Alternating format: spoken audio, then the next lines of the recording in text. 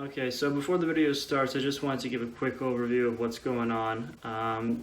So I haven't had a lot of video about my new car. It's an E46 M3, and this is kind of like a build lapse. That's what I'm calling it. It's not quite a time lapse. It's not quite a build, but it's just basically what's been done up till now. And most of the work that's been done has been involving correcting the rear subframe, separation and cracking from the chassis, and a couple of mods before bringing it to the racetrack. And if you've been following me on Instagram, you've seen it. If not, you should follow me at Bavarian_beyond. So let's get this video going.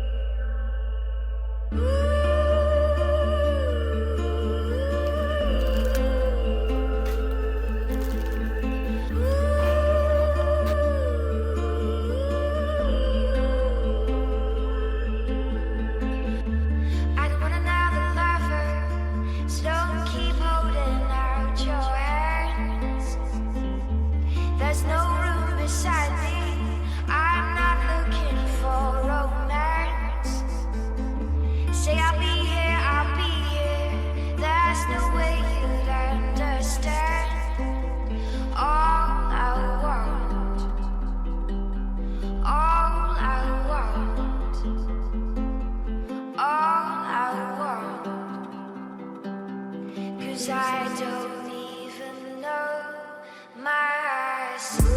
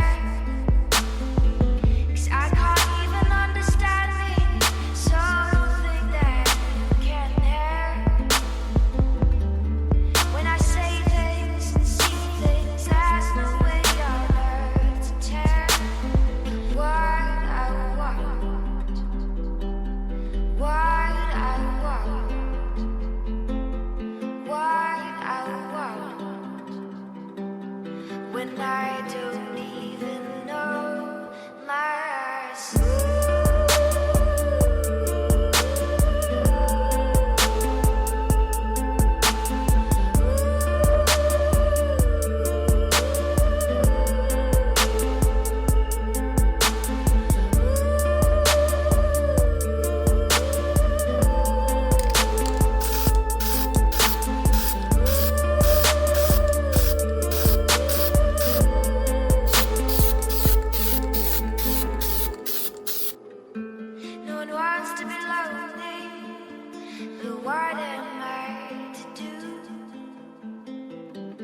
I'm just trying to be honest. I don't want to hurt you too.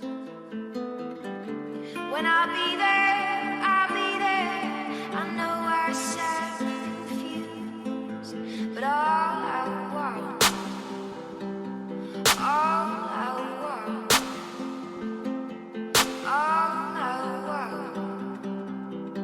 is to one day come to know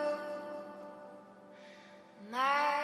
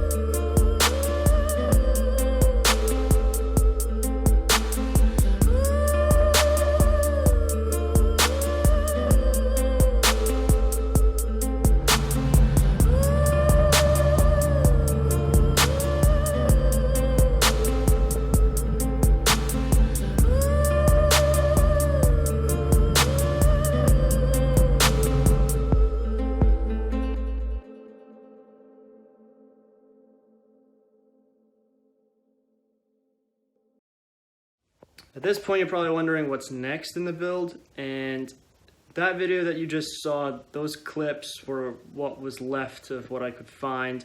A lot of the stuff got lost in the time. That video was supposed to be released in like December, except in December, the engine blew. And by the engine blew, I mean this piston, a piece of it broke off, and that was a result of detonation between cylinders 5 and 6. This block has already been to the machine shop. It's been decked, it's been honed, it's been cleaned up, and I'm going to be going just with the stock set of pistons and rods. We're not going after some crazy big numbers here, just reliable power. If you look in the background, you can see all the goodies that have to go back on the motor. We have a carbon fiber goodie too that has to go in the car. Depending on when I get the crank back from the machine shop will determine when part 2 is coming out. But this block is ready to be put back together. You can see I'm in the middle of setting my ring gaps and measuring everything. So assuming the clearances are all good, assuming my crankshaft isn't too badly damaged, hopefully this will be going together soon.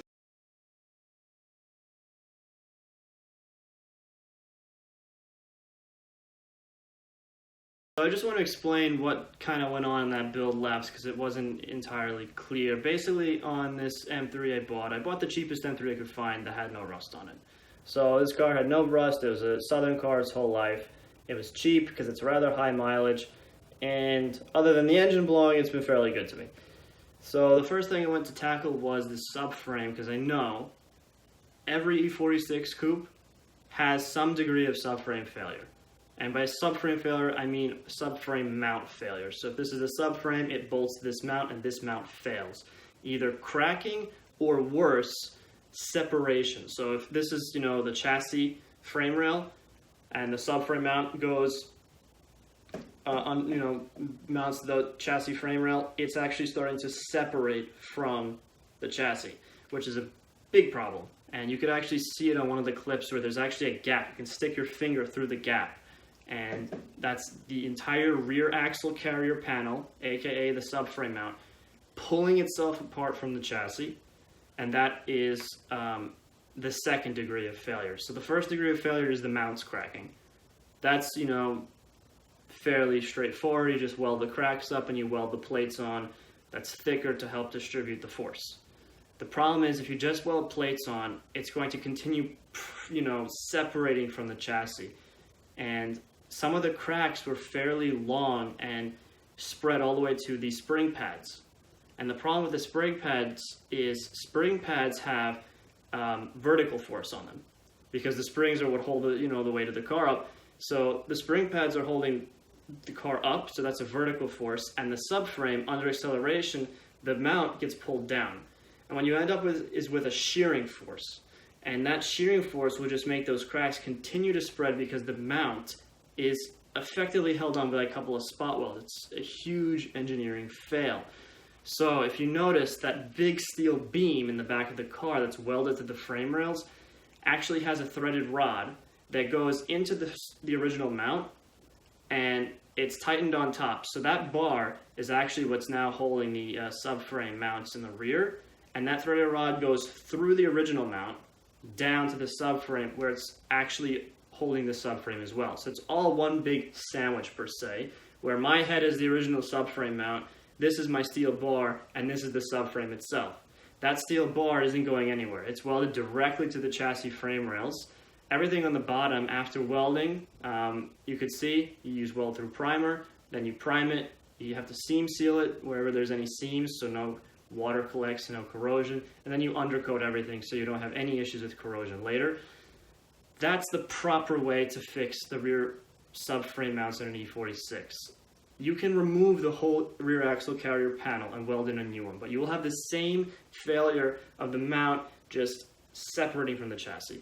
I also added some seam welds where necessary in the back to help hold everything together, but for the most part, with the reinforcement plates on the bottom to stop cracking, and the top mount being reinforced with the big steel bar, well as the chassis frame rails. That is, you know, the ultimate solution for the M3. I could have used a thinner piece of steel. I just used what was available, what was cheap. It's, you know, a track, fun car. It doesn't have to be pretty. The Vince bar is built on this principle, and it's a subframe reinforcement mount for an E46. It's a little bit lower profile. It fits under the factory trunk skin. It's not visible. This is kind of ugly, but it is just as functional. It doesn't matter that it's ugly because it's more of, again, a track weekend car.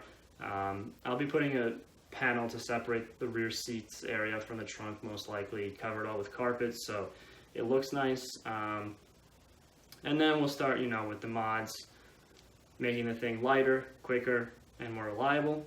So that's just an overview of what you saw. I also have some coilovers on it. The whole cooling system is brand new, valve adjustment right away. Again, what ended up killing the original motor was the head gasket doesn't have a lot of sealing surface on an S54. I believe it's 4 millimeters between each cylinder. So between those cylinders, you have 4 millimeters of sealing, and eventually you have leaks between the cylinders. So you can have a head gasket failure, not with mixing coolant and oil, but your compression is actually leaking from one cylinder to another, which is rare, uncommon. Head gasket failures usually don't involve that. Anyway, if you continue driving like that, you'll cause detonation. Detonation blows up pistons. When a piston blows up, it's game over. You have metal everywhere, and everything is completely destroyed. So I bought a used engine. That's what you're looking at there. That crank needs some work from some spun rod bearings, but it should be okay. I'm waiting to hear from my machinist soon.